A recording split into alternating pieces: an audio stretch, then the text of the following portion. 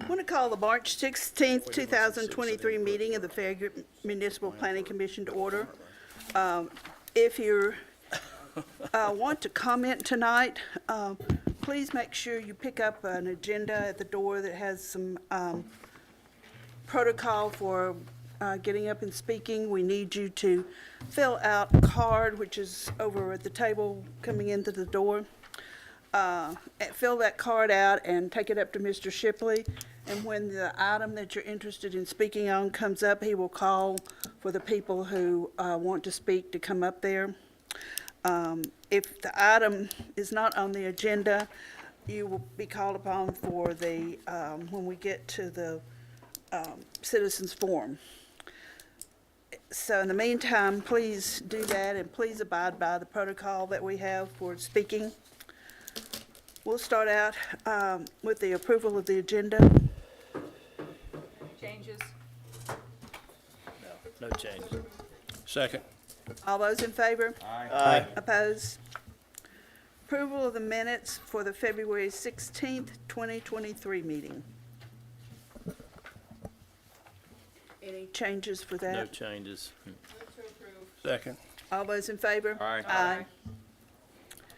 Item number 3, discussion and public hearing on a request for a variance for the subdivision regulations from the requirement to construct a pedestrian facility along the frontage of a collector street associated with the final plat of re-subdivisions of Lot 2R for the final plat of the re-subdivision of Lots 1 and 2 of the Ben A. and Patricia Boring estate property and the Alga B. Snap Boring property, parcel 074.01, tax map 142, 152 Boring Road, 2 lots, 4.73 acres, zoned R-1, Benchmark Associates applicant. Yeah, this re-subdivision plat involves a property that was re-subdivided back in 2021, or part of it. There was a 7.5 acre tract at that time that was subdivided into 2 tracts. One was 5 acres, the other was about 2.5.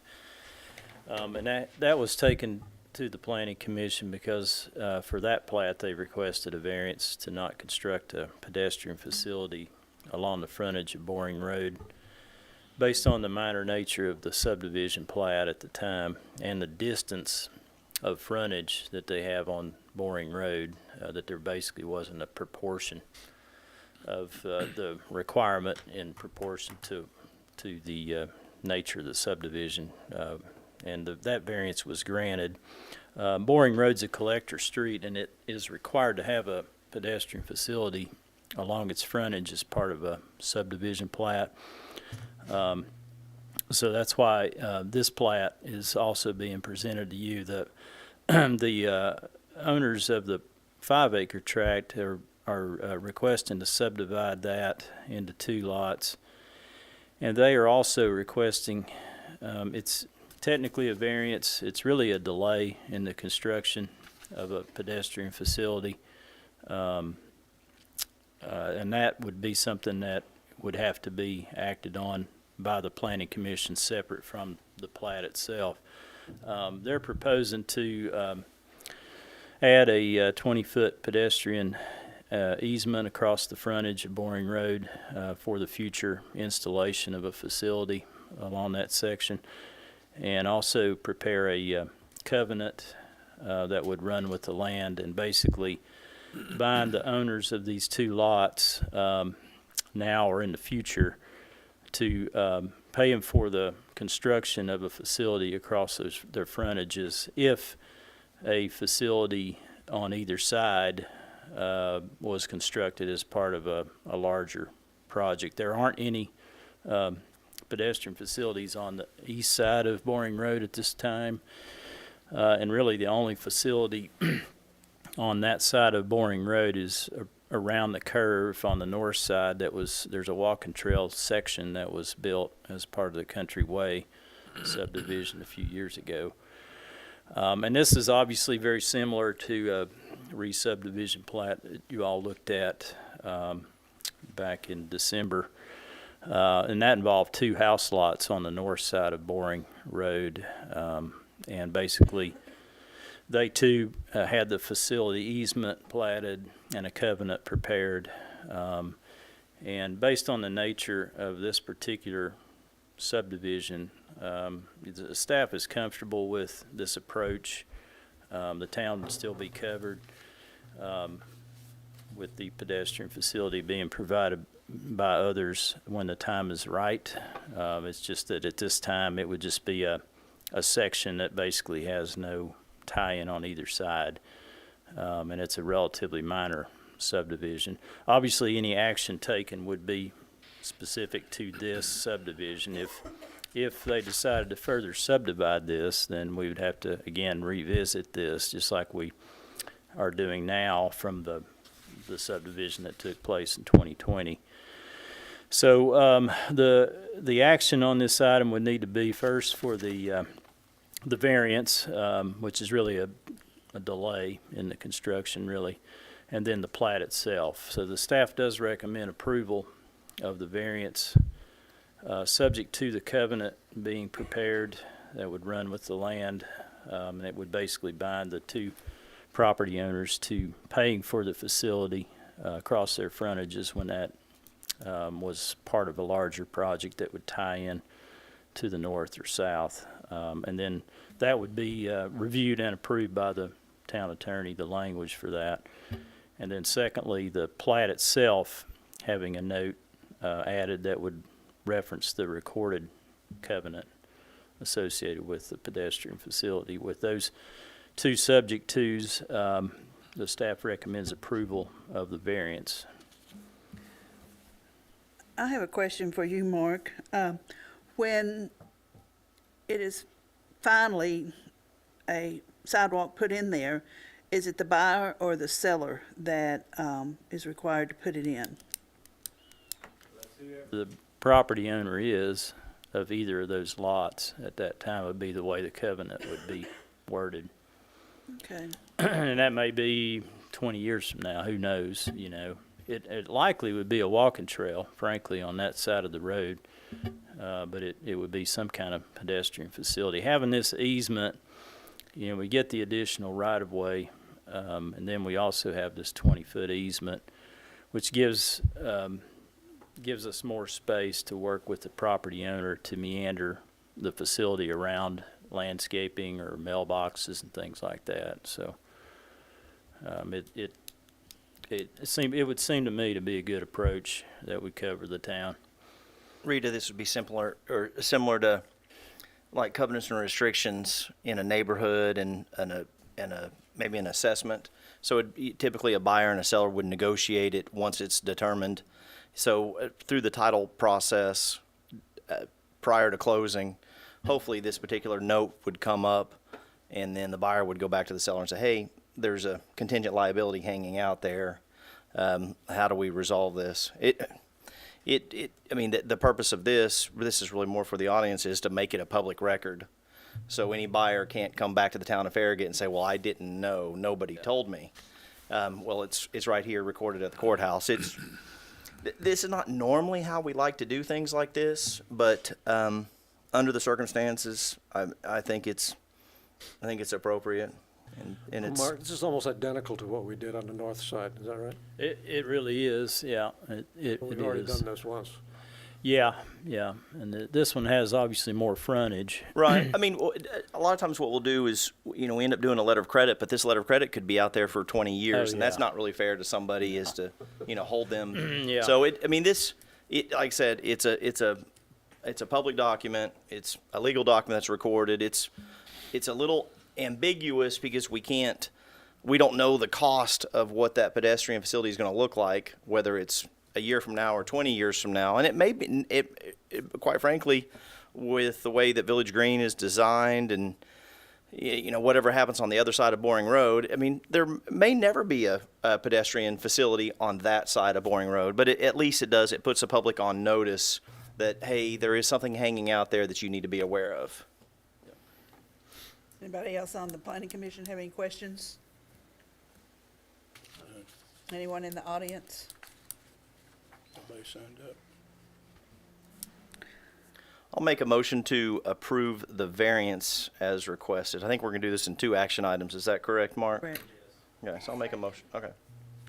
All those in favor? Aye. Opposed? Now, do I have a motion on the plat, or are there any questions on the plat first? Staff recommends approval subject to obtaining the required signatures. Move for approval. Second.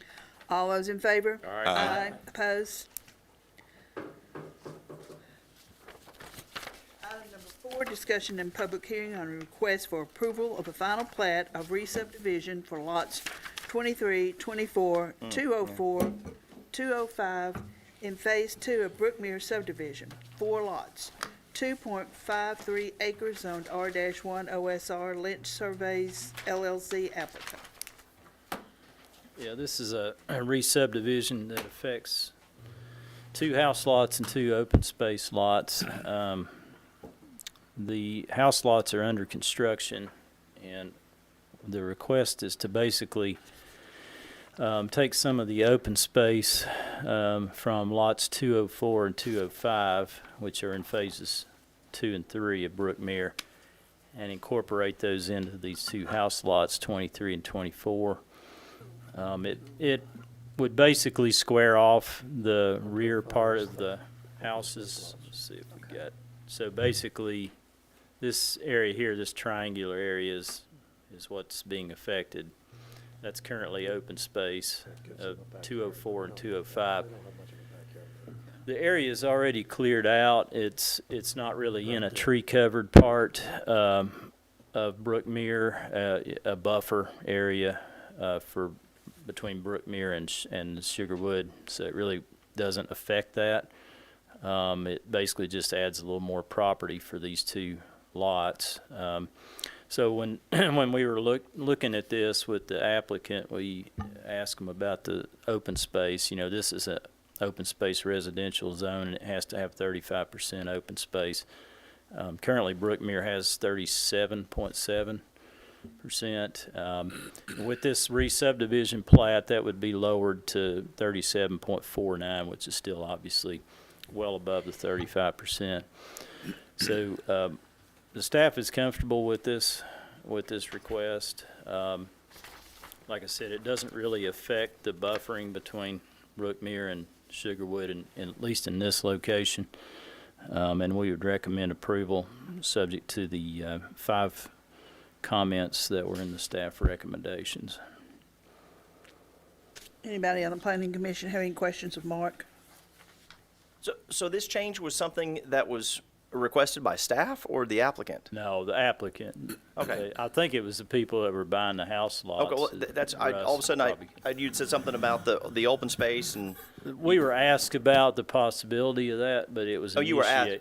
Okay. Yeah, it was an issue. initiated by Saddlebrook, I think, trying to buy or market these 2 It's really a house maintenance lots. concern. Is it maintenance? Russ Rackley Engineering, P.O. Box 30456, Knoxville, representing ultimately Saddlebrook, but in this case, our surveyor, Lynch Surveying. The majority of the open space, all the open space, is the 25-foot common area, which is also a natural buffer. This little corner was an naturally unvegetated area, and there was concern by actually the home buyer or potential contractee to purchase the home on lot 24 of who's going to maintain that. So we started looking at it, and we got this little corner that's not woods and natural, and how are we going to get around to it to maintain it? That right? makes sense. Okay. So it made sense, since we had open space, to request this change in the lot lines while Saddlebrook has not yet transferred any of those lots to fix this maintenance issue. So really, it's a maintenance issue without violating or needing any special permissions from the required open space. No, I don't see any issues with it. I had a little misunderstanding. If this Yeah. was, I hated to see you guys go through the process of a replat because of Right. something that we asked you to do that was No. above and beyond. And it sounds like this you was cleared it our up. It was, I request. mean, so, Yep. and I agree. I mean, I completely understand why those homeowners would say, hey, you know, you got what used to be a grass field, and, you know, Right. until it's mature trees, then there's this no man's land, pardon the pun, of who's going to maintain Who's it. going to maintain it? And how are Sure. we going to get around there to it? Because everything above and below in that 25-foot strip is wooded or mostly wooded buffer along the creek. So how you old gonna fence get over lines there that to have it. kind of grown up and things like that. That's right, that's right. Does anybody else have any questions of either Mark or Russ? Do you have any problem with subject twos? They seem pretty standard. No, Okay. no problems at all. I'm going to move to approve with the subject twos. Second. All those in favor? Aye. Aye. Opposed?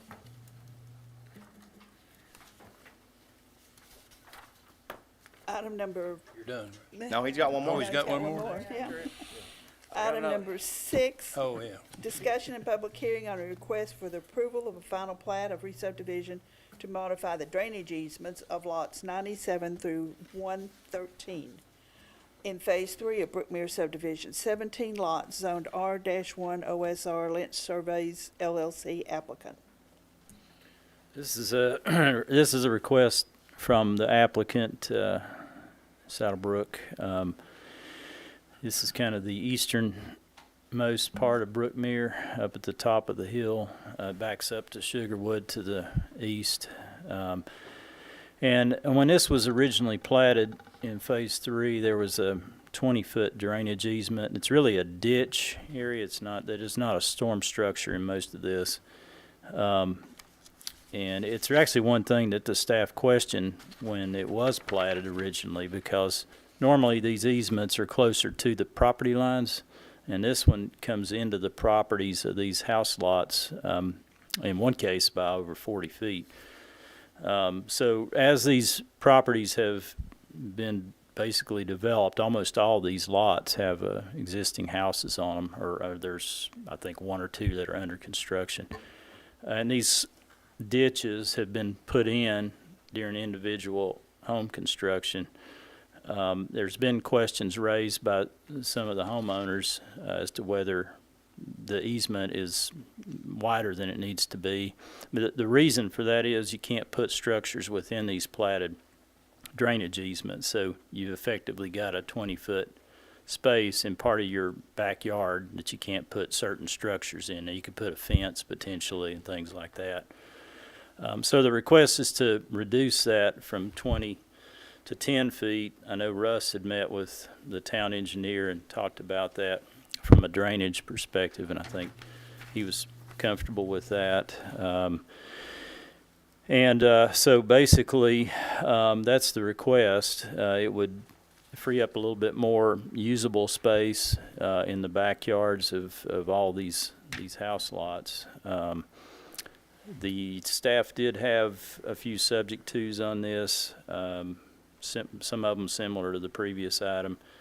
A couple of them dealing with the ditch or the swell itself, just making sure that the easement is centered within the ditch is basically centered within the easement, and that there's some clear language in there that the ditch within the drainage easement is the responsibility of the individual homeowners in that subdivision. I think that's the way their covenants are structured anyway, but it's not the town's responsibility if somebody goes in there in the middle of that section of houses and for some reason decides to fill in their ditch. That would be an issue that would have to be enforced, by the homeowners association. It would be the homeowner's responsibility to ensure that that ditch functions as it was designed in terms of drainage. So with those 5 subject twos that were in the staff recommendations, the staff does recommend approval of this plat modification. I can add a little more clarity. This is the drainage way is actually the toe of a cut slope. So when we graded the site and put the building pad into the 20-foot backyard, and then you have to daylight to natural grade before the property line, and that's why it's so far in. It's not a design swell. The detail for it was 6 foot wide and 1.5 foot deep, just kind of a ditch. It's not conveying massive amounts of water. Every 3 lots, there's an area drain in that flow path to take the drainage back out to the system, which still has a 20-foot easement on it. At the time of plat, it was, well, this is a drainage way, we need a drainage easement. They're 20 feet, but again, it's a 6 foot wide swell. We've had at least one homeowner that submitted plans to the town to do some pavers and extra patio and outdoor kitchen and was denied because he was in this 20-foot easement for a ditch essentially that's that wide and that deep. And so I worked with Daryl and we talked through it, and he was comfortable with a 10-foot easement because it's not a, it's not conveying, half of the neighborhood drainage from point A to B. It's just the inconsequential swales that takes water over across 2 or 3 lots, and then it goes into a drainage system. So this is what we came up with to give the property owners a little more flexibility when they want to do some excess patios or outdoor kitchens, fire pits, what have you. I've got a question for you. Okay. Is this ditch capturing water coming from Sugarwood? I mean, you're saying it's only every 2 or 3 homes in your subdivision, but Right. No, that's one of the reasons why every 3 homes, about every 3 lots, there's an area drain that's still in a 20-foot easement with a pipe along the property line going out to the main drainage system in the road. And that collects all that excess water that's coming off of Sugarwood, yes. I just wonder how much, I remember early on when this was being developed, or the development was being looked at, there was a lot of water coming from Sugarwood, creating its own path through here. Yeah. So and this is to divert it, is what this is doing. Some of that might have been some maintenance issues with what, again, Sugarwood was developed a long time ago, and a lot lower standards than what we're required to hold today. But, yeah, there were, I guess, chatter or neighborhood conversations about water shooting out into the air, but we never experienced anything like that through here. So, and everything's been performing very well. We've not had any issues with this at all. It's a matter of giving these homeowners a little more flexibility if they want to do some more structures. And to Mark's point, and condition number 3, all easements, all drainage easements on private property are the responsibility of the private property owner, regardless of whether or not you add a plat note. That seems a little redundant, but we don't have a problem putting it on there. And ultimately, at the end of the day, drainage from one lot to the next is a civil matter between 2 private property owners. Anything outside of the right-of-way, you aren't going to maintain, you're not going to police, even if it's a pipe in a structure. The area drains and pipes that are outside of the right-of-way, if they clog or break or fail, it's the property owner's responsibility. Yeah, but they still call the town of Farragut. I understand. I've been involved with it, and so the town still gets called and wants to understand. be the 2 neighbors want the town of Farragut to come to mediate the issue. Right. And the town of Farragut usually ends up getting left holding the bag. Cleaning out the swell, cleaning out the area drain. That's and y'all's usually what it is situation. brush and debris and grass clippings, and they dump it all back there. Is usually Yeah. what happens. Yeah. So even though I think, again, this is kind of like one of the previous items, we want to put the public on notice, and I think adding that extra plat note in there makes it real clear Yeah. that, that these homeowners got to deal with this. I do understand the purpose of it. I think 10 feet is sufficient. Yes.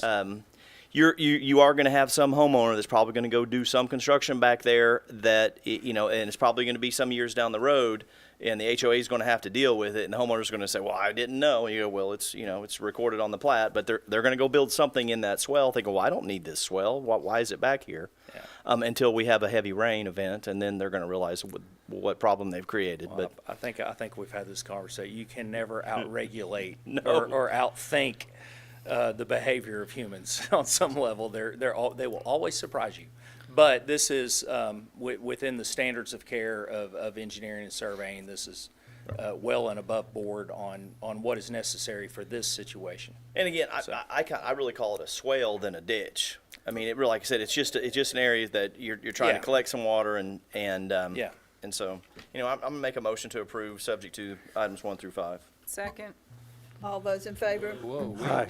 there's questions to be asked. Okay, Yeah, we're quick on the draw there. okay. Okay, Russ, is this an HOA or is this an individual homeowner? What's this section of the neighborhood? I know part of it's HOA and part of it's individual neighborhood. No, it's all under the HOA.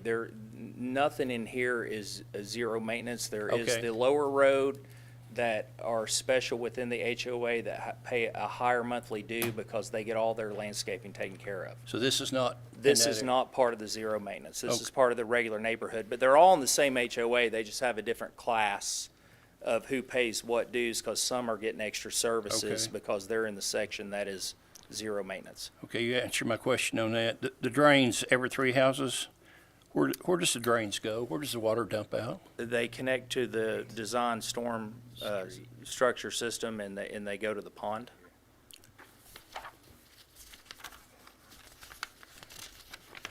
You said the performance during we've had some pretty good rains recently. Yeah. So you said the performance is more than adequate Yeah, during that time. the ditch performed, but the swale performed well. We had a handful of lots that were under construction where some silt fence had, you got 12 subcontractors and somebody decides the fence is in their way and they drive over it or cut through it, and then we get a heavy rain and get some mud in the street. But that's why we have the what they're called dandy bags within the inlets to kind of filter that before it gets to the pond. So, but other than that, we've had no erosion or rilling or blowout issues of that swell at all. Anybody else have any questions or Yeah, comments? I do. Describe these grates. I mean, are they pretty good size? They're 2 foot by 2 foot, square, type C area drains, so they're similar to what you see in the road, only they don't have the curb box because there's no curb. They're not just flat easily grates. going to be covered by debris. I mean, it's a pretty good sized drain is my Yeah. point. Yeah, it's not a like an ADS plastic area drain around a landscape area or something. No, these are 4 foot diameter concrete structures with a flat top lid and a 2 by 2 grate. That's actually HS20 TDOT traffic rated grate, even though it doesn't need to be. But it's just standard SOP. Same thing you would put on a state job, really. Cast iron grates? Yeah, cast iron framing grate. Yep. But just kind of more of a professional curiosity. Why is that a better style when you're doing an area drain than like a beehive? It seems like we've had good luck with not getting the beehives clogged up. And you're an engineer, and I'm not. And cost-wise, they're probably the same. Again, we're not debating of what you guys have already installed. So Right. this is not something I'm going to go. We can't do that. Well, I can But I'd answer like to that. know: is there a rationale of one over the other? It just depends. It's if the area drain is in a sag, which none of these are because it continues, so whatever that drain doesn't intercept will bypass on down to the next one. So it'll take one area drain will take 80% of the given flow, and so 20% will go down to the next one. Like if you're the termination of a swell, Right, to you where want the clogging, in other words, if one of these area drains got clogged with leaves, it would just go down to the next one. The flow would increase some, but not significant enough velocities to erode the grass, which is the lining of this swell, until it hits one. But as with anything, whether it's the town structures in the right of way or private structures or the structure in my backyard, you got to take a look at it every now and again and scrape stuff off of it, So it's, the beehives work, but they tend to be a bit more undesirable in a residential setting, I think, just from aesthetics. The only thing that I kind of think about when I think of the beehive being that you've got a little bit of a dome structure. Right. It's a little harder for somebody to say, well, I'm just going to cover that up with some grass clippings and try Well, to make it go away versus a flat structure. It's kind of you could end up a flat structure could end up kind of disappearing after 10 or 20 years just because it gets a little debris on it, then some silt gets on it, and then grass grows on it, and then it's not operating. But quite frankly, a beehive could do the same thing. And I don't want to get Yeah. off in the weeds with it, but Again, I'm like trying I to said learn a little bit earlier, about that. So you can never out-engineer the We can't. behavior of humans. I mean, Right. You just can't. But anything on a slope, you put a beehive, and if the beehive gets clogged up, it's just going to go around it. Right. And keep going anyway. So there's no benefit to it at that point. If it's in a depression where there's nowhere for the excess water to go, then obviously there's a lot of benefit to it. Okay, that helps So- me. Thank you, Rose. Yep. We are officially in the weeds, just like Yeah. you know. I'm sorry. He started it. Literally, I know we did. weeds. Yes, we are. Anybody in the audience have any questions? Mark, was there anybody signed up? No. Okay. You already have a first and a second. I already have a first and a second, and you're in agreement with the subject twos? Yes. Okay. Yep. All those in favor? Opposed? Mark, you got who the first and second were, right? Yeah. Okay. Thank y'all. Y'all have a good night. Thank you. Russ? Item number 6, discussion and public hearing on a site plan for the Gordon Farragut Medical Office Building, east of Kitty Cottage and west of Chesney Dental Office. Parcel 1.14, tax map 143H, Group A, 1.69 acres, Zone C-1, Randolph Architect applicant. Yeah, this is a parcel that's been vacant for a while. It's really behind the building that has UPS and Jets Pizza and Shrimp Dock, that area. And the request at this time is to construct a medical office building on this parcel, roughly 9,000 square feet. It is zoned general commercial, but it really doesn't have any visibility from Kingston Pike. So really it's a good fit for this location, an office building, a medical office building. So that's the site plan that there's on the screen. There's 2 ways in and out, and that helps with the overall traffic flow and the dumpster access.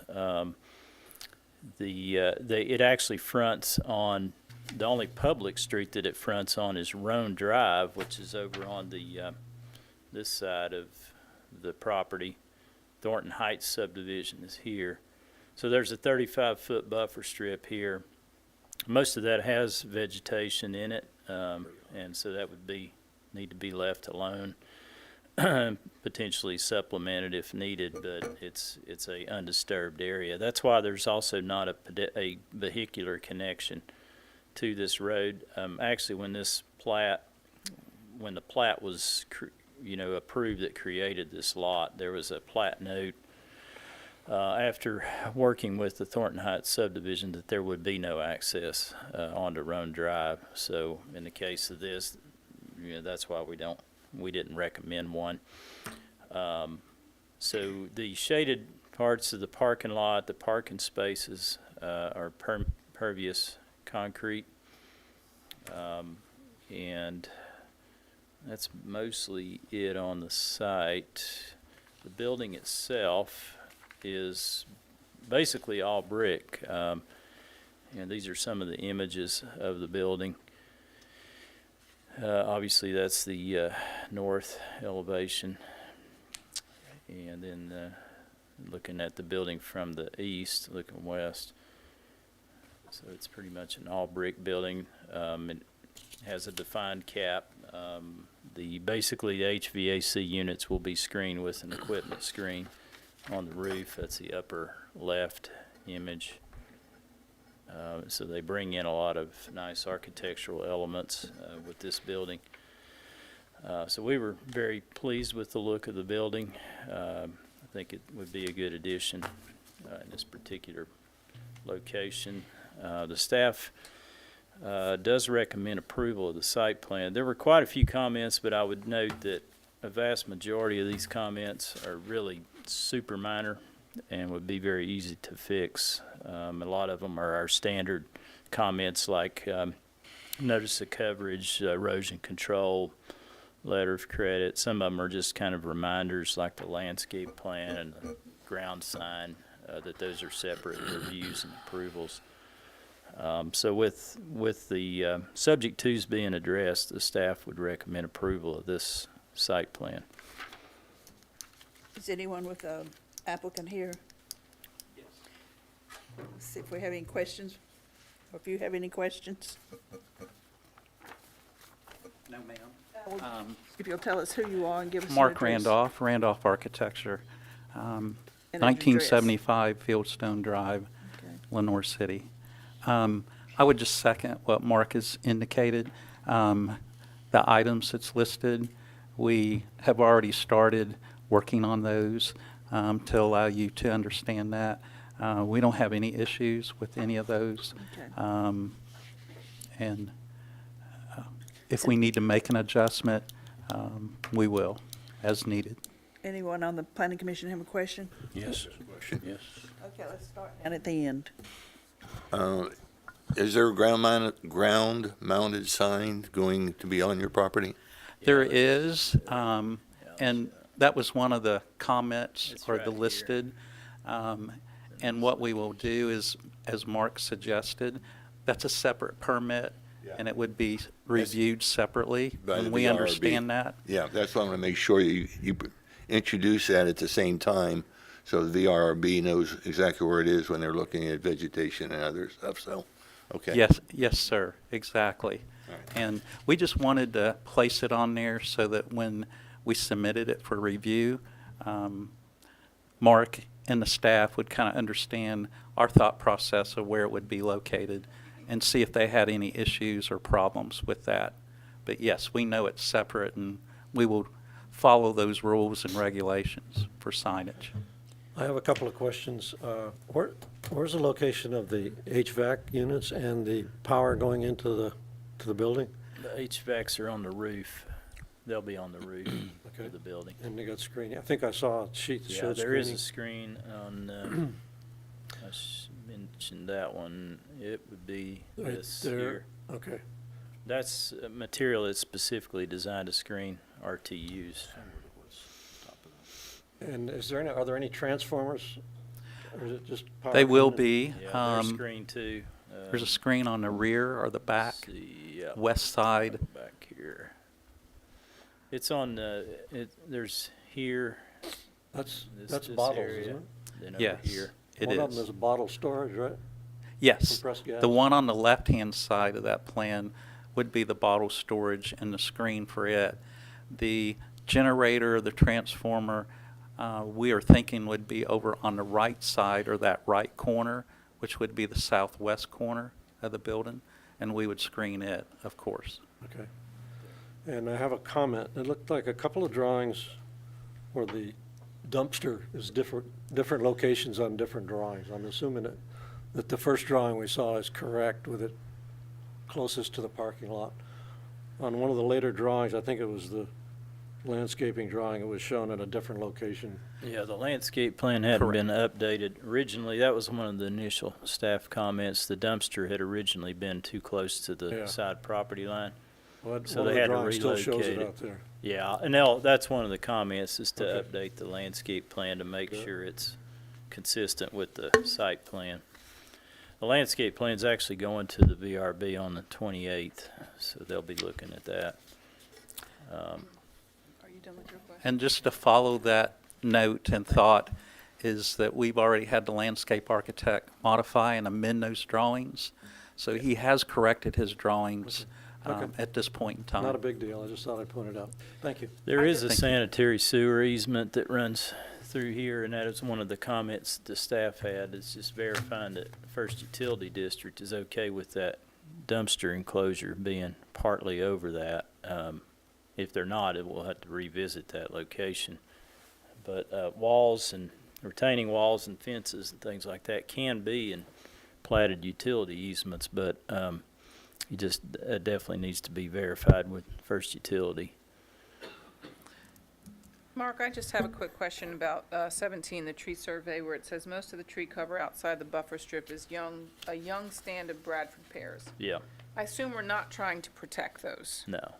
and we're They just be need happy to to see document it on the plan Okay. that highlight this area here is predominantly a young stand of whatever, Bradford pear. There's some mimosa out there too. There's some elm, but it has been kind of consumed by a lot of Bradford pears over the years because they are very invasive. Yes.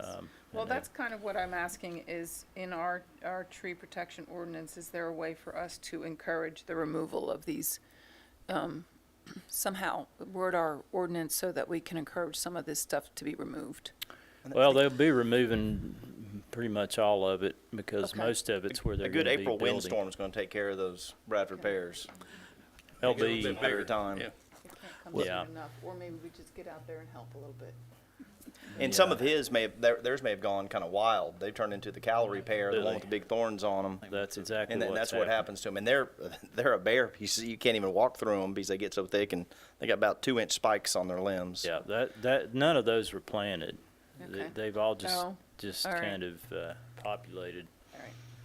And just another note to clarify that, I've walked the site many times, and most of those Bradford pears are where the building is located, as well as a little bit north of the building and a little bit west and east of the building. Okay. So when we do our grading work and install those lanes, parking zones and areas, all those will be removed. But as Mark said earlier, along Roan Drive on the south side, the right side of that plant, there is quite a few 10-inch or larger diameter trees along that fence line or road that would be a buffer, and we indeed intend on maintaining those, as well as a little bit behind the Goddard School. In that corner back there, there's a few more that would be also saved. So we're trying to maintain. We are going to do a tree survey so that the landscape architect has that information. So that will be certainly clarified. Okay.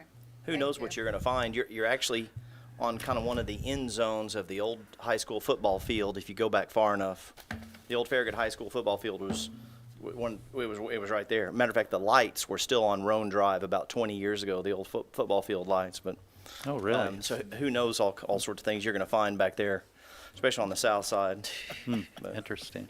Well, there is a mound out there we've looked at. Yeah. a mound? There's like a, yeah. There is a mound.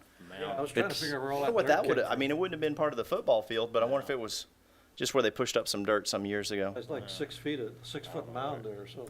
Yeah. I don't know if in the Yeah. development of those parcels adjacent, they just had some additional topsoil or dirt that they just mound up since it was vacant. I don't know, but there is a mound there. Civil War burial site. Exactly. Anybody else have any questions or comments on the Yes. planning commission? Yes, sure. My question's been On the brick, I noticed the grout colors, are they staying with the brick? Well, we've looked at two different options of trying to be more monochromatic with the grout color or mortar color the same as the brick. We think that we get a little bit better look doing that, but we would certainly, we're going to review that again with the owner and Dr. Gordon and make sure that he feels comfortable with that. But yeah, that's our intentions or thought process. Thank you. Okay, you're gonna bring the sign and the tree survey on the 28th to the RRB, Yes, sir. correct? And the tree survey, just to be clear, you just need to identify groupings. You don't need to individually identify every Bradford pear or anything Yeah. out there. Just anything over 15 inches on evergreen or 10 inches deciduous would need to be picked up, but the rest of that, just cloud it and indicate what it is. I will add, Mark, that in walking the site and looking at some of those trees, some of them seem poor shape or diseased. They're smaller than the 10-inch diameter, but it seems like a lot of those we would want to take out just because they may be diseased or just not in very good shape. As long as they're not in the buffer strip, that's an area is basically just needs to be left alone. And if there's things in there that you want to thin out, working with the town that's invasive, then we could look at that. But otherwise, that just needs to be left undisturbed. Okay. Yes, sir. And where are we at with lighting? They sent me a separate lighting sheet. I've looked at it. It's in pretty good shape. They just needed a diagram showing the height and differentiating between some of the pole light fixtures. That's pretty. Actually, for a lighting plan, it was one of the more complete ones that I've reviewed in some time. Okay, one more thing, the dumpster screening. What's that one made out of? It would be brick to match Brick? the building. It would be. Building? Correct. Yes, Okay. sir.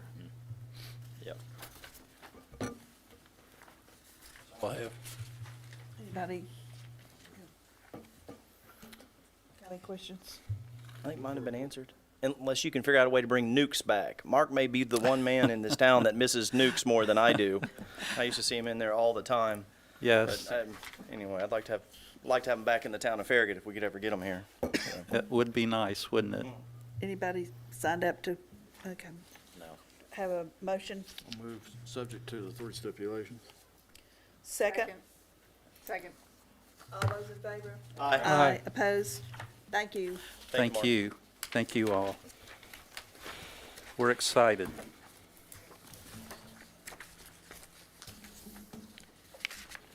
Item number 7, discussion and public hearing on a land disturbance and grading plan for the West Mill subdivision parcel 8.01, 9, and 10.02, tax map 152, north of the intersection of Kingston Pike and Old Stage Road. 14.5 acres, zones C-1, R-1, and R-2, BHN-P applicant. Well, this property is the property just to the west and north of Dollar General, near the intersection of Old Stage Road and Kingston Pike. It is divided into a commercial portion that's there along Kingston Pike, and that's roughly 5.5, a little over 5.5 acres. And then a residentially zoned property part that backs up to Fox Den. And that's roughly 8.7 acres. And that's zoned R2, mostly R2. Some little small sections R1 on the far west, where the detention area would be.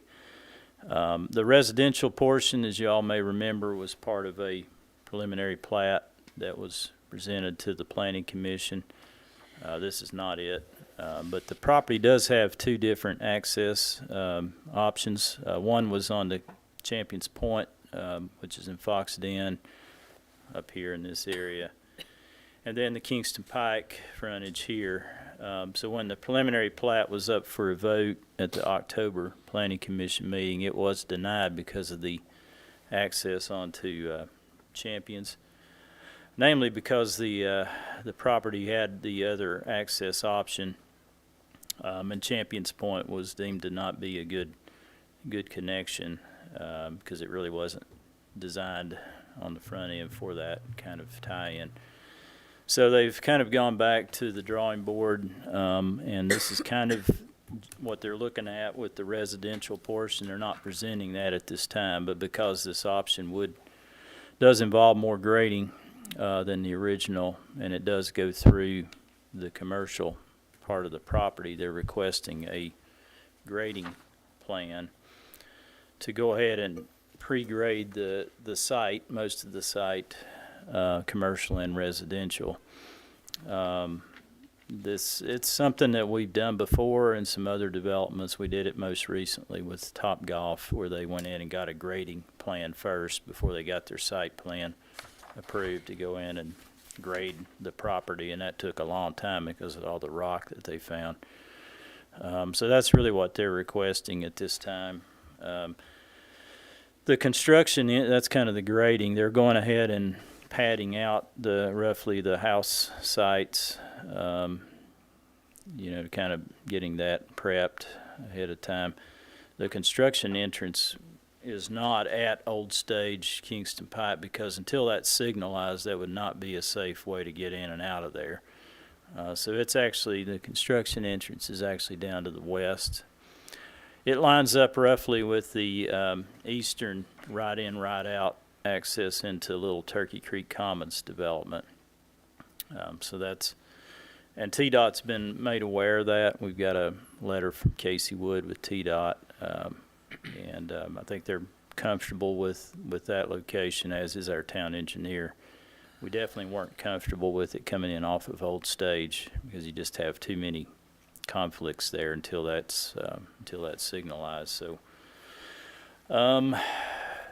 this is, this will be a lot of pretty much clearing and grading of this location. They have their erosion control plan sheets, the different phases of erosion control. They have a notice of coverage through TDEC. And so that's kind of, I guess my only ask as a tree hugger would be to see if they can save some of the trees that may not need to be graded, at least at this time. I know there's some massive oaks down along Kingston Pike that would probably at least temporarily be out of the development area, but again, it's you know, there's a lot of grading. It's not a flat site. I think they explained that whenever this was presented as a preliminary plat for the residential portion. So to get a road up into the residential area does involve a fair amount of grading. So again, the staff has looked at this, and we do recommend approval, subject to actually 6 comments. The notice of coverage we do have a copy of, so I would strike that from the original staff. If that wasn't, I don't know if that was on your alls or not. I might have taken that off before I printed that. So it would just be the 6 subject tos. Does anybody have any questions of Mark? I do. That entrance, construction entrance, is that right in, right out? Well, it would just be a very limited access in general. You'd have to pretty much, I would think, do a right in, right out there.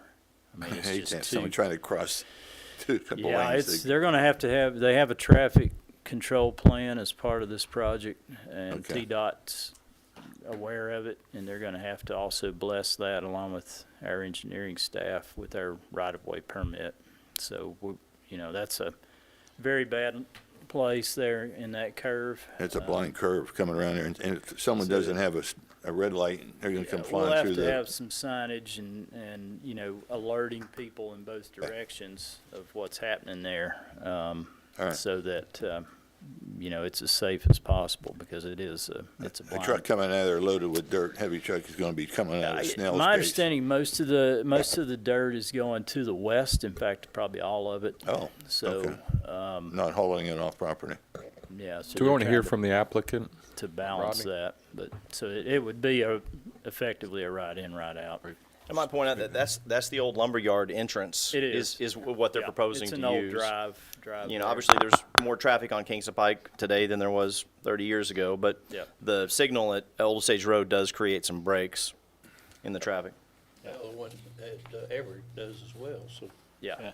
It does. Hi, everybody. Rodney Phillips, 1540 Lawrence Gun Lane, representing Shod Companies, the developer and the property owner here. And Mark's right. I mean, there's some material that's going to have to leave site, and the bulk of that material that leaves site is going to go south, which gives me a little bit more comfort in there. I personally, when I visit the site and I pull out of there, I'd rather pull out and go south as well. So. You know, there may be the time, we do have a turn lane there, so there may be a time when you know, an individual truck or something, but the vast majority of the traffic is coming out of there is going to go south. You know, if the truck went up Watt Road to Old Stage and followed it around to the light and then took a left, he'd have a right in. It's true. That may be a quicker way to do it, for sure. Empty, Yeah, empty. Yeah, you're because you're your right. full would be coming from the. Yeah, one of the things that's worth noting is like Mark had brought up, is that there was a decent amount of grading that it's going to take to implement this plan. And when we were looking at this option before, we're finding having a hard time carrying the cost with that. But being that that some of this dirt's going to leave site and meet some other needs that you guys are going to see coming up here pretty soon, we're able to unload some of that cost and put it on another project and help us out here a little bit and make it more feasible to do so. And the timing wise is one of the reasons that we're just asking for disturbance, land disturbance permit right now. And we know on this project we've got a couple of things. I reached out the other day to Cannon and Cannon. We were told that Cannon and Cannon's doing a re-signalization plan for the town right now, and they've got a bunch of information. So there's a couple more things that we're going to need to bring to you guys before we're showing you the whole subdivision. Here it is, please approve. And the design of that intersection at Old Stage Roads one of those things that It's we're gonna be going a change in the mast arm, isn't it? I think there's a mast arm in there. He sent his proposal to me the other day, and if I remember right, looking through the scope, there's a mast arm change, and then there's some change to the actual signalizations themselves. But we're very fortunate that we do have a turn lane in place, and it seems like the hardest thing to do when you're envisioning improvements to an intersection like that. It's just starting with the electricity that needs in the boxes, and the good thing about it is all sort of the infrastructure needed to do that's in place already. So. Well, as somebody that lives off of Old Stage, trucks that size are very difficult to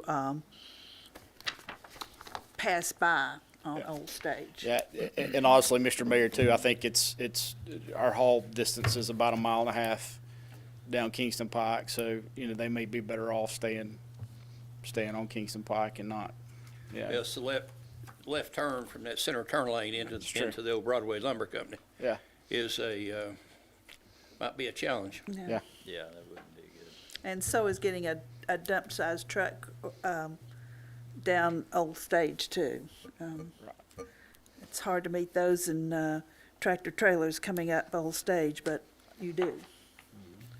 So, I suspect most of the truck drivers are probably going to wrap up by about 4 o'clock in the afternoon. So I think when a lot of the peak traffic's heading west, if it affects their efficiency, they'd rather start early and quit early. Rodney, we appreciate the direction you're going with this Yeah. project. We know this has probably been frustrating at times for you guys, and No stranger to but speaking with you guys we on really this. appreciate it. I think there's going to be a lot of Fox Den residents that's going to be happy with the direction that you guys are going. I think this is very fair and consistent with some other things that we've approved in the past with grading and clearing permits, and obviously you guys are putting your money where your mouth is with some letters of credit to solve some of the issues in the event the site wasn't developed. So I'm ready to support this. Thank you, and I know we had 2 letters of credit on staff comments. Mark, is that correct? And as long as hopefully the commission's okay with, I didn't want to go ahead and proceed to secure those until might as well wait until I came here tonight and spoke to you guys. So, but I think in the reality of things, it'll take us about a week to put those in place. So shouldn't be a huge deal, if that long. I have a few questions. Sir. Kind of elaborating on the construction entrance. I think some of that questions have been answered, but I've got a couple other things. What's the kind of general timeline or duration of when this mass grading is going to take place? It's a good question. Right now, what I'm asking, one of the reasons why I'm sort of early in asking for the land disturbance permit is so I can get in and prep the site for that to take place. I don't want to. Once you get started, what's your general duration? I'm anticipating getting started with that in about June. I want to do it when it's relatively dry weather, so the material cooperates, right? And so I'm anticipating somewhere between 6 to 8 weeks. 6 to 8 weeks. Yeah. Okay. And then, okay. Any kind of guesstimate on the number of trucks you're going to be seeing? Have you all No, kinda I looked at that? honestly could. I can't tell you one thing. The truck drivers are you pay them by the hour, so they're the ones that are. Sure you Yeah. have some idea of the cut and fill and estimates and what As far as what size cubic dump yardage, trucks as you're far as gonna be cubic using and yardage, what have you. So I was just trying to get a feel for the magnitude of this convoy. I don't think you'll see a massive convoy in a very short period of time. I think you're going to see somewhere in the neighborhood of 6 to 10 trucks, depending on what that turn time is, that are working in that vicinity. As far as like 30 trucks lined up, nobody's doing well when you're going to say, because usually people end up waiting. On the- Can't get it loaded quick enough. Correct. One last question. When you get into constructing the homes, are you going to be going through a new signalized entrance after you've laid out your road and infrastructure for the construction of the houses? That is one of the things that we will have to do once we get that design. And I'm going to say that home construction, let's just kind of timeline a little bit. If we're able to come back to you guys in July and say, here's our subdivision plat, please approve. We've probably got 3 or 4 months of work there to get that to the point where we can even start looking at house construction. and then house construction on top of that, you know, depending on material costs, is The plan probably. is to put the permanent entrance in and use that as the. Absolutely, yes, construction that, entrance for the that, homes. yeah, so basically you're looking at next year by the time any houses are built in there, and that permanent entrance would certainly be in. And that's, we're helped a lot by the fact that the infrastructure for that's already there. We're just looking at some changes to the existing facility, so. Thank you. Anybody else on the planning commission have any questions? Mark, do you have anyone signed up? I don't have anyone signed up, no. I've got a question for Mark. Okay. Do we need, looking at number 6 in the conversation, is 6 still the proper wording? What was it? About TDOT, has TDOT approved? It's just been submitted to them for review, is that what? They have not formally approved it, no. They have a letter from Casey Wood saying that he was comfortable with it based on what they're doing, but they still need to coordinate with So the wording's still traffic, correct for with the number 6. traffic division. Yep. Motion to approve as presented, subject to items 1 through 6. Second? All those in favor? Aye. Opposed? Thank you.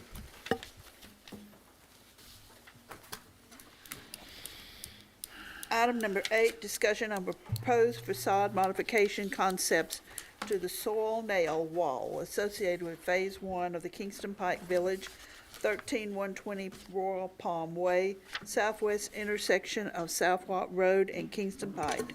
Zone PCD site incorporated applicant. This item's just for discussion purposes only. As you know, when the soil nail wall, when this property was developed or presented for the PCD rezoning, and then the site plan was presented, the presence of large retaining walls was a topic of the site plan review, and to try to lessen disturbance to the trees on the south end of the property, they ended up proposing this soil nail wall where lawn nails are basically anchored into the subgrade to support the wall to hold back the soil. And so when the nail wall was conditionally looked at, there was a lot of discussion about the appearance of it. How do you make it look attractive? So originally there was some proposals made dealing with smooth face concrete with vines that would grow over the top. And then we looked at a CMU option, and neither one of those were supported. And the staff mentioned that in this zoning district, the PCD, there's actually an expectation for a little bit higher standard than you would have in a regular commercial zoning district. So, and that expectation would carry over to the wall itself. So what ultimately was approved by the Planning Commission was similar to the image that's on the screen there. It's a little bit hard to see, but it was a brick veneer with stone pilasters, I think roughly every 20, 25 feet apart. And then there would be a fence at the top of the wall for liability reasons. And there was also a stairway that went up the wall that I'll talk about a little bit later. I think the applicant's wanting to get the Planning Commission's feedback on having that removed from the plan because it apparently isn't desired by the property owner to the south anymore, and that was an original reason for it going up the wall. But anyway, so when the commission did approve the soil nail wall and the veneer back in 2020, they conditioned the approval on a design being presented to the staff to basically show how that was going to be tied in between the soil nail wall and whatever veneer that they ended up using. And these are some pages from the design that was presented to and approved by the staff. and we were pretty comfortable with this. This is showing the cross-section of the soil nail wall, and how it would be basically tied in with the veneer that would go in front of it. So what was presented with this cross-section, it basically had basically a 5-inch space between the front of the nail wall itself and the middle of the veneer, and it would tie in, so the distance was real close between the two for that proper tie back. And when the wall was actually constructed, this design really wasn't followed. I'm not really sure what happened, but anyway, the wall that was built is not flush, and there's some variation in it, as much as potentially 18 inches or more. So trying to tie back now is a real challenge. So this design no longer would work. So when the staff kind of discovered this, we did place a stop work order on this part of the project. And then we met with the applicant, the people the firm that's building the apartment buildings, because I know they're concerned about it too, obviously, to try to, figure out how we're going to get a veneer on this, and first of all make sure that it's safe. And we had their engineer from the wall manufacturer, Keller, the ones that built the wall, they did certify that the wall itself is safe and functioning as designed. So because we were frankly concerned about people even working or being near the wall, because we had some concerns over the wall just from kind of layperson observations of what we'd seen. So that was provided. So now what they're really requesting from you all is just different veneer options, so that they can get some direction on going back and having a structural design for whichever desired veneer option you all have, if you have any. And go ahead and get that designed and then brought back to you all for approval, and then build it to the design, because all that's going to have to happen before we're going to be able to issue any certificates of occupancy for any of these buildings out there. So it will hold them up eventually. Obviously, we hate that it got to the point that it's at. So the options I think that they're looking at, this is kind of an option that is most similar to what was approved back in 2020. It's a mostly masonry wall. There is some concern about, because of the gap, between the soil nail wall face and the veneer. The main thing that the staff, I think, and the applicant wants out of this is a safe wall, first and foremost, something that's not going to flake off. So it's going to have to be something that can be tied back in, so that it's secure and it's not going to go anywhere. So that's one of the options. The other one is similar to maybe the vine option that was presented to when the soil nail wall was originally looked at in 2020. This is basically would have some vines coming down to cover roughly the upper half, and still have kind of a masonry element going up, maybe halfway up. The renderings here are a little bit misleading, because the wall actually is much taller than this. So if you go up half the wall in places, you're going to have 20 feet of brick, and even that, if that flakes off, it's not good. So that's the second option. And then the third option was to have kind of a mixture between masonry and then maybe a composite or vinyl material that would blend in with similar material that would be used on the multifamily buildings. And that way, that would be a little bit more secure than maybe a masonry product in the upper part. So that's kind of the options, I think, that we've been presented with, at least at this time.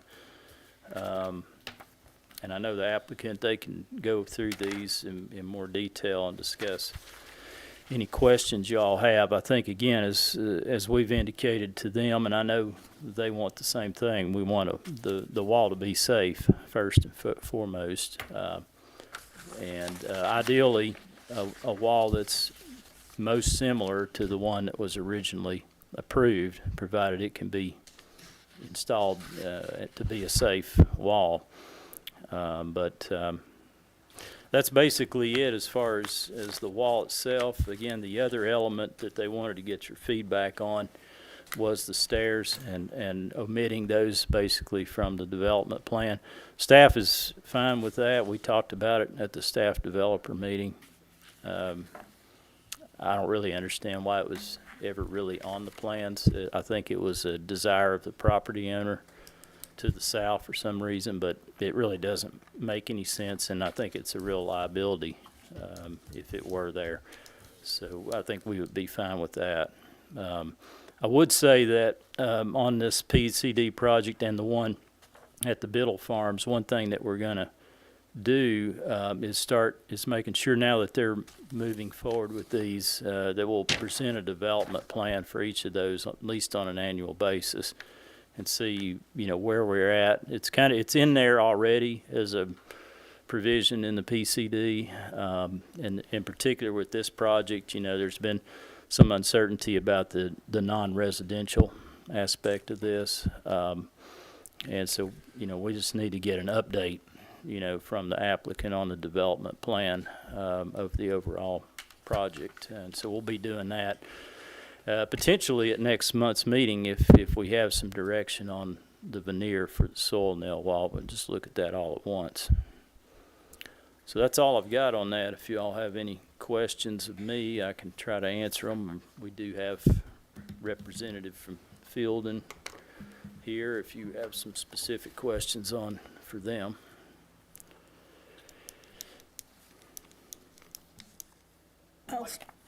I'll start out with Mark. I like the looks of the one with the vines, but is that, will that cause the wall to crumble eventually, and is the vine secure enough to hold? The vines would probably be my least favorite option because there's so many variables with it actually being successful, and I don't know about compromising the wall itself. Potentially, I don't know enough about that, but we've tried the vine option before, and it's sporadic at best. If it came in like the image shows on the drawing, it would be nice. But I think a more predictable option would probably be what the staff would recommend. Either this option with the vinyl, which I think I think that probably would be safer than an all masonry all the way up. But I don't know enough about that. We just want to make sure that it is safe, whatever they end up coming back with, and it can be tied in together. Is the, what it's holding back go all the way to the top of the second level there in this picture? The wall itself is probably 40 feet tall in places. I've been all across the whole top of it. I've walked the whole thing, and it's not short. No. But I'm not sure this wall is actually there's kind of two walls, is what I'm saying. You got the existing wall that's out in the field today. Yeah, this one's not holding which is anything. acting as the structural retaining wall. Right. Yeah, the then veneer's this- facade only. It's no This is structural. just This is making it really a look good cosmetic component. wall. That's right. That its purpose is to make the wall that's behind it look good.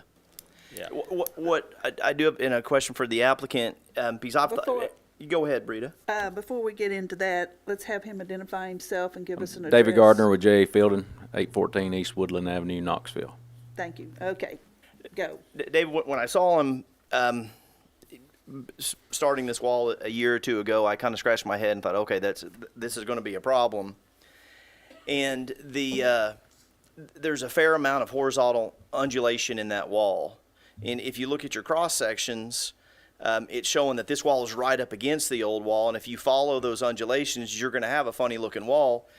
So, but according to the photographs, you're actually going to pull basically a string line and say, all right, where can we get a straight line, at least over some larger sections, on maybe 100-foot sections or 200-foot sections. And so one of the things that I kind of thought on day one is, okay, if you're going to cosmetically fix this, and you guys kind of came to the same solution that I thought, okay, you've just basically, unfortunately, got to build another wall in front of it, which I hate the fact that you guys are having to go through that much cost, but it just is what it is do you have enough room to do this, or how much encroachment did you have to shrink the driveway, driveway that we're looking at, or the We had parking one lots? section, basically about this end of the picture, where we encroached on some of the spots and had to go to compact spaces on those. Okay. Because of the wall itself. And a lot of the issue with the wall, doing the soil nail wall, there was a lot of soil fallout because of the crappy soil that was exposed, and it kept falling out. So when they start spraying that wall, they got to keep head pressure on it. So that's a big reason why there's the undulation horizontally in it. Right. But the wall's structurally safe, sound. We went through that, got everybody If you've got with a that. PE to say, hey, I'll stamp the wall, then Yeah. you've got, it is what it is. And we've got room to do a veneer. One of the options we looked at was trying to go to like a quick brick or a more traditional masonry style wall. By the time we took the footer out and widened the footer enough to make that happen, that was going to cause us to lose parking spots, and we're not in a spot where we could lose So you're any saying spots right now. using a quick brick didn't help you? Because all of a No, sudden you it's basically it's pushing it out further and encroaching more into the parking lot, because we would have our footing and everything would get larger and push out, and it pushes out. Instead of putting a 4-inch wall, we've got an 8-inch wall, and we're already at the mercy of losing spots if we go past the 4 inches.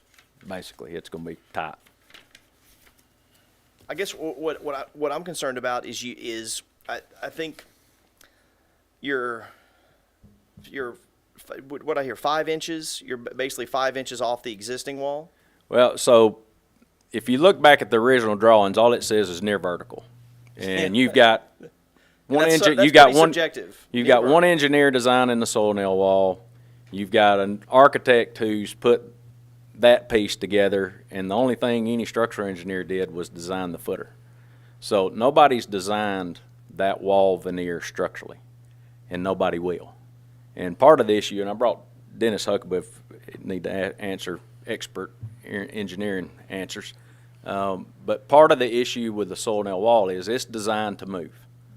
So no matter what, there's going to be movement in that wall. And our concern, if we've got brick 40 feet, that wall's moving and cracks, we're going to have a major issue. So that's our big concern. So what's represented in the rendering is what we would like to do is take the brick to 10 feet. We're comfortable enough at 10 feet, it's not going to be a major structural concern. Mm-hmm. And then frame column to column and put, if you like the fence look, do a composite board or a pre-finished siding, something similar to match the siding on the buildings. And you're thinking your to get that footing, look. by only doing a 10-foot wall, your footing is not so spread that it's not going to encroach into your parking lot. Yeah, the footing for the original footing per design is installed. Oh, okay. It's already there. Okay. So we've got the foundation to put the brick on now. 10 feet. Yeah, it would take, the footing's designed to take it up the full height, but nobody will design the veneer and the tie system. And there's things that we could do to flush out some of the areas, but it's still, our concern is, even if we flush it out perfect, 40 feet of brick with a wall moving, cracks and falls. And that picture does a little bit better justice to it than the original rendering, but if you go up there on that top road, it's like a tunnel. I mean, it's Oh, yeah. it's I mean, close. there's So if it falls, I mean, it's potentially hitting building, and so that's our biggest concern is just long-term, the safety issue with it. Well, you guys got left with a sticky mess. There's just no other way around it. We're trying to help you solve it, but we're also trying to stay as close as to what the original aesthetic design of Sure. the drawings that were approved whenever they were approved a couple of years ago. I kind of like the direction you're going. I'm still concerned about trying to think. I mean, parking stops you could use. After we looked at Obviously that. what you don't want is a big truck with a big front overhang coming in and, bumping your walls over a period of time. Parking stops would help that. I suspect that little strip in there is going to end up being real narrow by the time it's all said and done. I think where are we showing, like 3 feet from back of curb? I know it gets tighter, gets down to 2. It's a lot more than I thought it would be. Gets down to 18 inches on that one end down there at the compact You're probably spaces. gonna need parking stops. Yeah, 18 and we inches. talked about putting Yeah. parking stops all along that wall at every space, just to prevent anybody from bumping into it. So on the pilasters, you would do those out of steel, I guess? You'd run No, the pilasters? what we're working on design now, and that's part of why we're trying to figure out direction so we could finish the design, is basically we're going to use a flue block, Okay. cut it in half, Yeah, okay. and lay it and drill an epoxy rebar vertically into the wall, Yeah. so that we've got something to tie a case to, and basically do a form, do a Right. poured column at each column. We're just using the block for a form instead of. I'm kind of thinking how maybe someone like the big T-Dot sound walls are built, if they've any of that type, but most of those are precast. They drive and the they're- pilings for it. And you couldn't drive in this scenario. No. You couldn't drive. No, because that was one of the things we talked about at our last meeting, was maybe that screen wall, but after we looked at that, you've got to drive those columns, and there's Well, not you're gonna enough loosen. room. You can't be hammering on those columns right next to that existing, like shotcrete or what? Yeah, what it's that's- shotcrete. Right.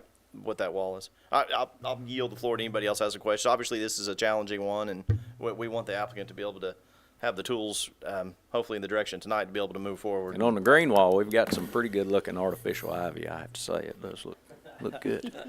So we wouldn't have to wait for it to come in. I could put that I'm up not a easy. fan of the ivy. What were you saying, Noah? What was your preference? No, I mean, I really can't see forcing them to run masonry all the way to the top of this wall as being a good long-term plan. And I don't necessarily think staff is recommending that. So again, we're trying to solve an issue that that the applicant wishes they didn't have to solve and we didn't have to solve, I but it agree. is what it is. Yeah. And so But we've got- aesthetically speaking, what is it you think? Well, I mean, I think there's a way. I mean, I'm not super excited about just sticking vinyl up there, but there may be some Well, other. it wouldn't be vinyl. It'd some be, other composite material. It'd be a composite like a Trex. We looked Yeah. at like doing Trex with, because the main thing is we need to put a gap in between the boards to allow any airflow to come You're not through. gonna be able to so we're not span creating 20 feet with Trex, but there's probably some other composite products or some sort of Well, frame that you we can would put back there. we would subframe column to column. We hadn't got this far yet because we're waiting on right. So the there's direction. no reason but- to go design something Right. without. So what we looked at that was potentially doing like a inch and a half tube, galvanized tube framing that, like you would see on a dumpster gate, it'd give or you some something to people screw do off. fences that way It'd give you something to screw to, off to attach the composite to. Right.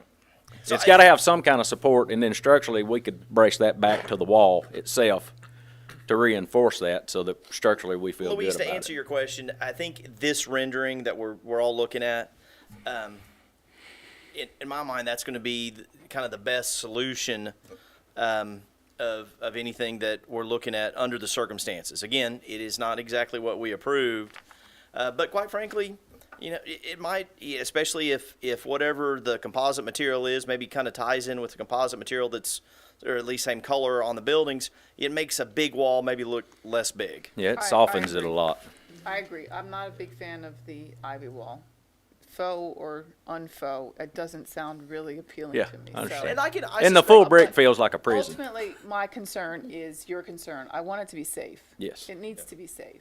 And Well, we also want it to be low maintenance. Yes. And because what we don't want is Yes. the developer or whoever the subsequent operator of this facility, they don't want it to be a lot of maintenance either. And so you want to hopefully design something that's going to be a good, 20, 30, 40 year wall that doesn't require a whole lot of work, and that's going to take some thought, because there's not an easy way to lean up an extension ladder on that wall, or get a cherry picker or a telehandler or whatever when you got a parking lot full of cars and you're trying to work on Yep. different sections. And so I think it's to their benefit as much as ours to try to come up with something that looks good aesthetically today, and hopefully 20 or 30 years down the road. And it's a big wall like this is challenging. I mean, remember the Campbell Station wall, town of Farragut? We'd strip all the stone off of it and do it again, because it was done wrong. It's a big wall, and they do, if they're done incorrectly, they do You know, you're going to know it pretty quick.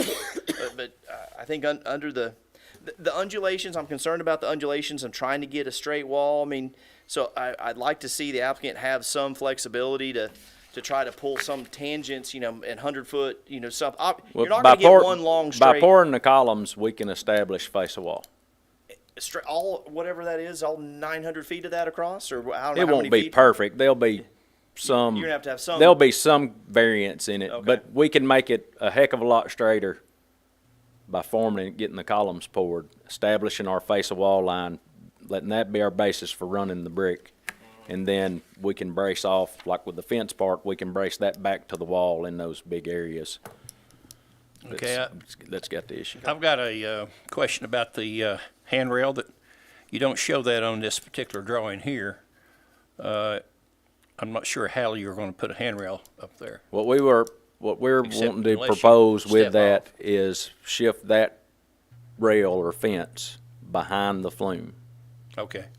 And we would freeform and pour the flume at the top of the wall, just let it follow the wall. Because the other part of it is all the original topo was completely wrong. I mean, we generated 25,000 more yards of cut out of here, and that wall's 6 to 8 feet taller in places than what's the design is.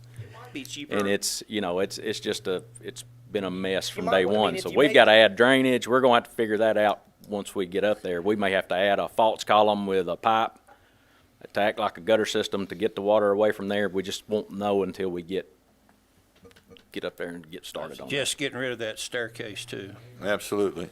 Yeah, because that's a What would it? 2 to 1. I mean, buffet. you're not backfilling up against this wall. You're going to have like a little. Some areas you may have that, and that's probably the good reason why you want to push that handrail a little further back. I mean, there is going to be this cavity or canyon, or like a slot canyon, really. That some areas it might be this big, and in some areas it might be, you know, big enough for a kid to fall down, and that's all the more reason why you want to. I'm trying to think of a way to keep even somebody from dropping down into this canyon. Yeah, if we eliminate the fence, or eliminate the stair, move the fence behind it, Shouldn't get anybody up there. nobody's going to be up there unless they're supposed to be up there working on it. It blocks everybody off. I have a couple of comments and a couple of questions. We just talked about the gap between the actual retaining wall and the facade. How big can that gap be based on the curvature of the retaining wall? Probably as much as 18 inches. 18 inches was about our max. Okay, that's not too bad. Existing, right? Yes, sir. That's Yeah. the current condition. We had a LiDAR scan done on it and topo the face of the wall and give us cut fill on it. And I've heard it reiterated several times here that safety is really our concern rather than aesthetics. Yes. I took a drive by there today, and from Watt Road, you can see very little of the wall, actually. Yeah, and we had one of the renderings, I think if you'll pull up, kind of gave that perspective from the intersection. So, I mean, you know, if From you're only Kingston seeing Pike, a, that's a pretty good rendering of what you can see, but Yeah. from Watt Road, as you go up the hill, you can see very little. So from the public's point of view, the aesthetics, I don't think is as important as it is to the residents. You want it to yeah, look you're not nice for going, the residents. public's not going to see, Yeah. So I 15, think 20% of that our- wall more than At likely. least from what I've heard here, our prime concern is safety. Yes. Okay, we don't want to be encouraging you to go to a design that's not safe, just so it looks nice. So primarily, we're looking at safety. Yes. And with regard to the options that you've shown here, I think the one that's on the screen now is the one that looks appealing to me. I'm going to share a little story with you. Today, I was on Mississippi Parkway headed toward Hardin Valley, and there's a apartment complex that has a large wall there, and it has ivy growing on it. And I could see about 3 green leaves on the whole wall of the ivy. Yeah. So this rendering that we have here is very pretty, but unless you have a full-time gardener out there taking care of this ivy wall, it's probably not going to look much like Yeah. that rendering. So I think the one that we have that's shown, Freezes like it's done this past year, and all the leaves turn brown. yeah, well, Rain that's about washes the 6 dirt months of away. the year. around Yeah. here. Anyway, my preference is the one you got shown here. But again, the safety is much more important than the aesthetics as far as I'm concerned. I've got one comment, and it's, well, first of all, I'm against the ivy. I got one more question before I Oh, quit. go ahead. Just I one thought you more. were done. On the stairs, Have you talked with the property owner, and was there a written agreement that's in? I haven't talked with him. Evan, do you know if Daniel? Yeah, Daniel, one of the new owners, he talked with that property owner, and I think they've got it worked out where he. I think he we're all doesn't in even favor want of them. not having the stairs, Yeah. but I think there was we were under the impression that there was some sort of an agreement, and I want to make sure. We that were too, and I think that Daniel's area's been been with cleared. him and got that worked out based when we had our last meeting. I know where there was talk about it maybe being part of a land swap deal or something that had occurred before we that ever has got been involved. resolved? Is that Yes, what sir. you're telling Daniel me? Smith that was at the meeting, he's met with that owner and they've got that resolved now. So Thank you. that property owner's That's all I good with have. it going away. Lawyer, that He is. worked with him on that, right? Yes, sir. Yeah, okay. In addition to being against the ivy, whether it be real or or artificial, I think you got to understand me there. But my concern is this wall with this gap between what's there now and what you're about to build. There's going to be water accumulating in there, whether it be runoff, rain, or whatever. And if that freezes, what is that going to do to, something falling off and damaging cars or damaging property below? Are you going to mitigate that from the top, or are you Yes, going sir. to French drain it at the There'll be bottom? a flume at the top that'll control the majority of the water. Not to say some might not get in there, but we'll have to, once we know kind of a direction you guys are good with, and we can go full blast on getting the design figured out. That's one of the things we've got to figure out. And what we've talked about is where it's showing that cap on the brick is sealing that at that point and flashing so it that the back. water can get out below the fence. The other thing I was thinking is if you have some weep holes in the wall, Yeah, there are weeps already in the soil nail wall itself. well, even, I'm And talking it- about even behind this wall. Yeah, there'll be weeps in that as well. Okay. All right, I just want to make sure there was something worked. Yes, sir. Water's a big concern, because if it doesn't rain, freezes. it cannot rain for 2 weeks out there, and water steadily comes out of the weak pipe side of the soil nail wall. I mean, we found, I think, 3 places we had springs that we hit. We piped those, so we've been chasing this water the whole time we've been out there. Oh, jeez. It's always something. Does anybody else have any questions or comments? I just have a question. You came here tonight to present these images and to get our opinion. Have you gained the knowledge that you came to acquire? Yes, sir. I think if, I know the ivy's out, it seems like everybody may be okay with the fence. And if everybody's good with that, that's the direction we'll take on getting the design put together. We feel like that's a very doable, structurally sound, safe way to get this wall facade done. Stairways out too. Perfect. Yeah, You're we're good. putting- I always question that the first You're day I putting the got involved with it. fence, the fence would probably be near the soil nail wall, right? The fence would be back Back. behind the flume. Yeah. So basically, we're somewhere in the vicinity where we've got the construction fence up there now, the Yeah. snow fence. That's where it ought to be. Somewhere And you back up in there, and Probably need to fence the sides too, just so no. yeah, we'll bring it animals- around and we'll tie that back to 'cause the I wanna wall keep to the keep animals anybody. from falling in that thing too. Yes. Yeah, we could do that and maybe put a couple of gates in just for maintenance purposes in case anybody ever needed to get in there.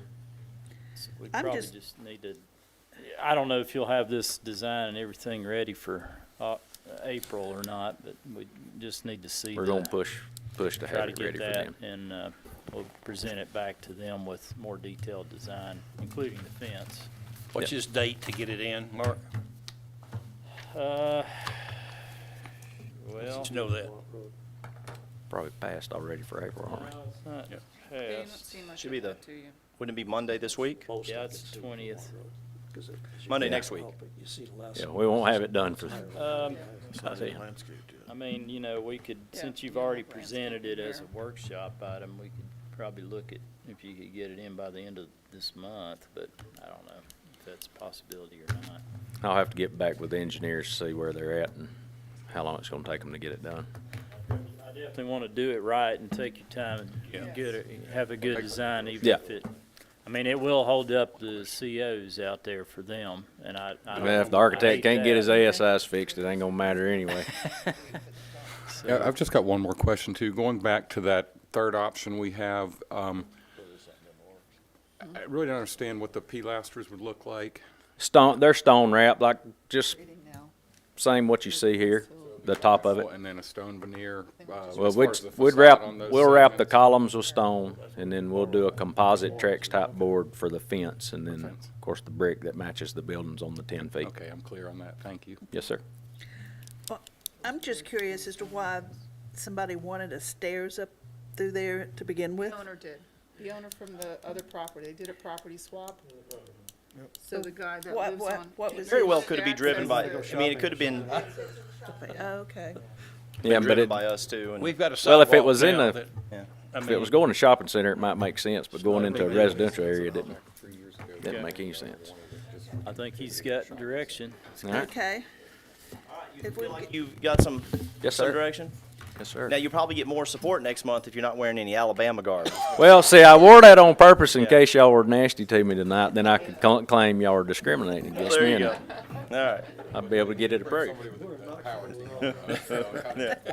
yeah, he's got this guy back Sure, here. he's got a Hey, team but, on it. hey, we won today. I see Furman representing today. That's good. Yeah, but I Big think upset. everybody's I'm brackets are representing. busted now. Yeah. No, basketball's. All right.